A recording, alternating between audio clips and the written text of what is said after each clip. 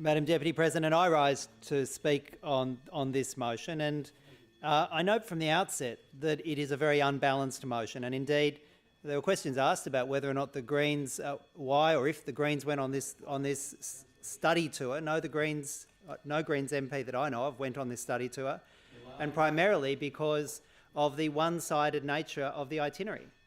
And the one-sided nature of the itinerary is reflected in the one-sided nature of the motion that's brought before this House. In fact, in a motion that purports to be talking about building an understanding about the complex and various issues impacting on Israel and other jurisdictions within the Middle East, it is extraordinary that in the more than 100 words and 5 paragraphs of this motion, that not one word about Palestine is mentioned. Palestine isn't mentioned, the Palestinians aren't mentioned, the human rights of the Palestinians are utterly airbrushed out of this motion, just like they were airbrushed out of the itinerary of the study tour that travelled to Israel and some very small parts of the West Bank. In fact, from hearing the contributions of the members who went on this study tour, and from reading the motion, you can see that this is little more than a public relations exercise for the Israeli government. And indeed, it's a public relations exercise that's been run in part through the offices of the Jewish Board of Deputies here who arranged it, and as I understand it from what I heard from the other contributions, in part paid for the study trip to Israel. For the record, I don't recall getting an invitation from the Jewish Board of Deputies for this visit. However, had I received one, and I don't recall receiving one, had I received one, I would not have accepted the invitation to go on this study group because of the extraordinarily one-sided itinerary that it put before the members.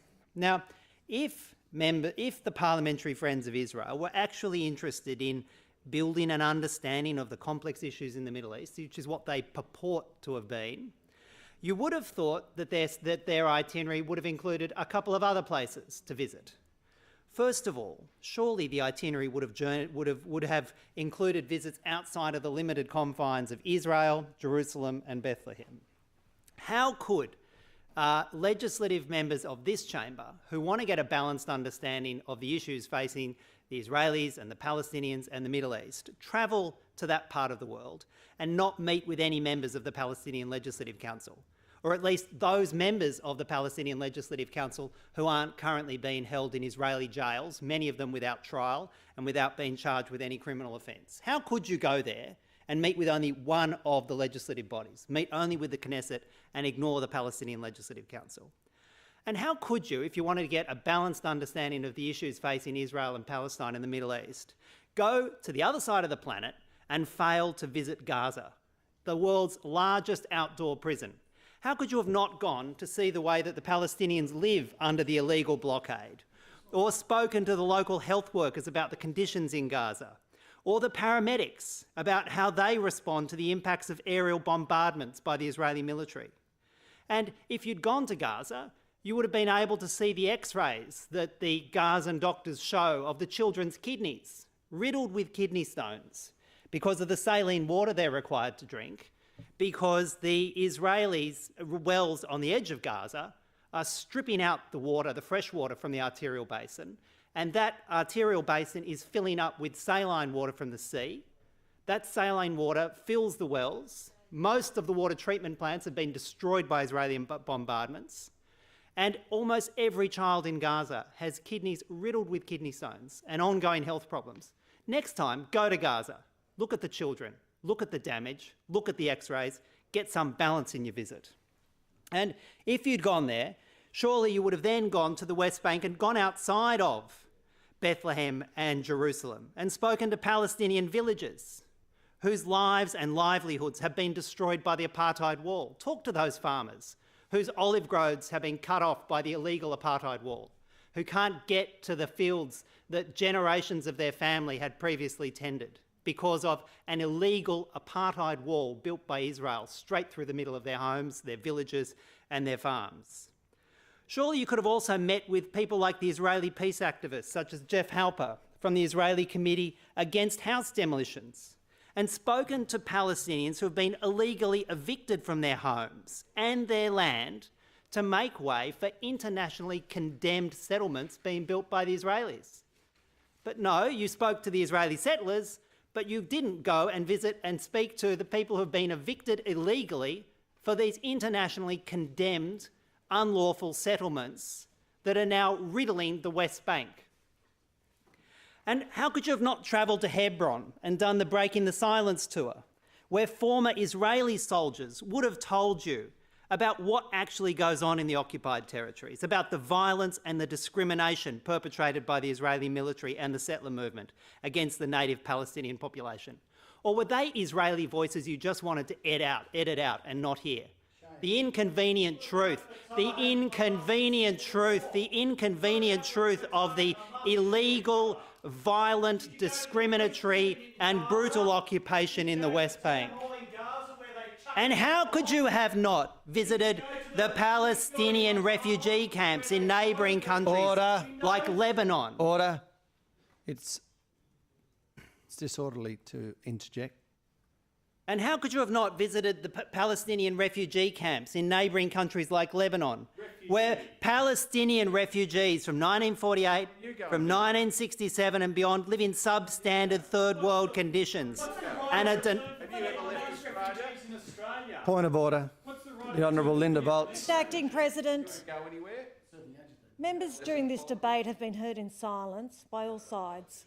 There are some people that may not agree with other views in this chamber, but people's views should be allowed to be expressed in a democratic way. I would ask you to stop members of this chamber yelling down other members who they may disagree with their views. Democratic chamber. There has been... Yeah, you don't want to hear Order. There is a motion. Order. There is a motion on the floor and members are entitled to share their view. respect the chair. The Honourable Dr. Peter Phelps. There are diverse views in this chamber and they're entitled to be heard. In terms of protocol, in silence. The Honourable Mr. David Shoebridge. Deputy President. And how could you have not visited those Palestinian refugee camps in neighbouring countries like Lebanon, where Palestinian refugees from 1948, from 1967 and beyond live in those substandard third world conditions and are denied their human right to return to their homes?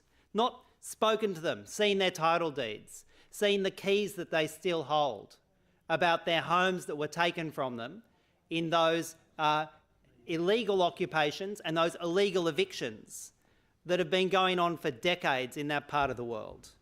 And it is extraordinary to note that Labor MPs, one of them notionally from the left, would go to Israel, go to those small parts of the West Bank, but not travel to Nablus and meet with any of the Palestinian trade unions. And how could any of you have travelled over there and not spoken to the firefighters in the Nablus fire station, who were locked into their compound by Israeli tanks and snipers and prevented from doing their job as firefighters and saving the lives and homes of their families and friends for days and days, as homes burnt, children and other people died, while the Israeli military shelled and burnt their city around them? This is not a balanced motion. This was not a balanced visit. This was not about getting an understanding of the complex and various issues other than an Israeli understanding, other than a very narrow part of the Israeli understanding. And to suggest that, that having gone on such an unbalanced tour and failing to see the balanced truth, the oppression that Palestinian people face daily as a result of the illegal occupation of Israel, and come back here, put on this motion and preach to the rest of the chamber about truth and understanding, about peace and non-violence, it is just extraordinary.